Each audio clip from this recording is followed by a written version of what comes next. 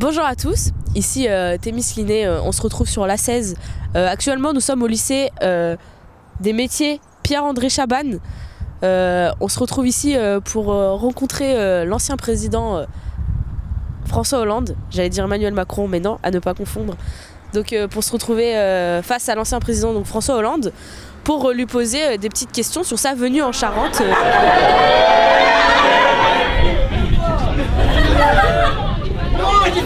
C'est vous qui faites le...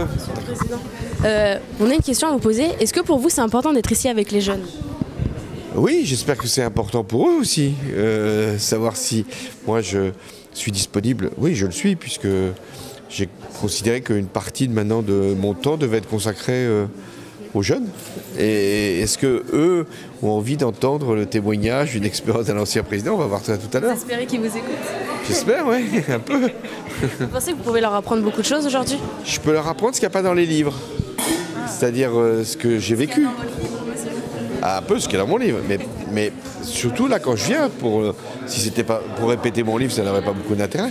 C'est de répondre à leurs questions, des questions souvent personnelles. Comment ça se passe, un Conseil européen, qu'est-ce que c'est qu'une loi européenne, quelles sont les compétences de l'Europe, qu'est-ce que moi j'ai eu comme impression quand j'ai rencontré des chefs d'État, de gouvernement, voilà, des questions... Vous avez serré beaucoup de grandes mains.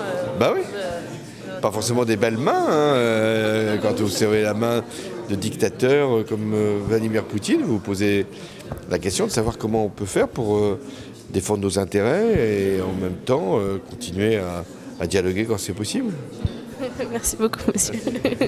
Nous faisons partie d'un groupe de radio car nous avons un projet, c'est d'organiser des Jeux Olympiques dans notre lycée et nous aimerions avoir votre point de vue en tant que président, ancien président.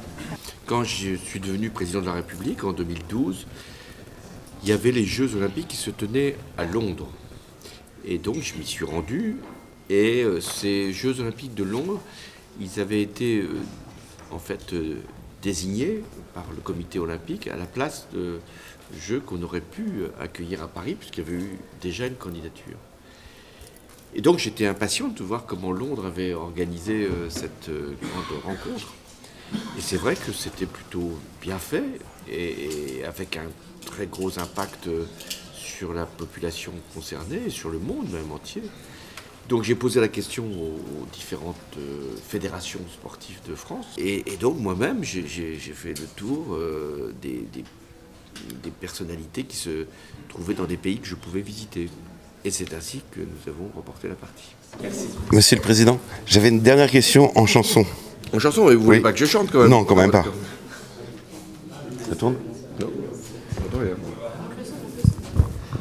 Évidemment. Rien progresse à grands pas, notre monde change, et nous nous interrogeons sur l'avenir que cela engendre. Quel est votre avis sur cette révolution? Alors ça, c'est une chanson qui a été faite hier en 10 secondes, avec ChatGPT pour les paroles et une autre application pour la chanson. Qu'est-ce que vous en pensez de l'IA? Bah c'est trompeur, hein. Parce que j'avais l'impression de connaître cette femme, donc c'est ça qui est... Et c'est en plus c'est un homme, alors c'est mal foutu l'IA finalement. Votre opinion sur... Bah, à la fois c'est un prodige scientifique, hein, d'arriver à faire une chanson, à nous donner de l'émotion. Mais il faut se méfier, moi je préfère les vraies chansons, avec les vrais chanteurs, ou les vraies chanteuses, et les vrais journalistes. Eh ben merci, bonne journée.